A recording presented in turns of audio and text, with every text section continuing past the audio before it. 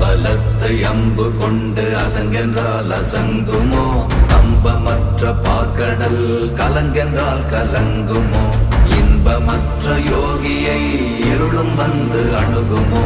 செம்பொன்னம்பலத்துளே தெளிந்ததே சிவாயமே.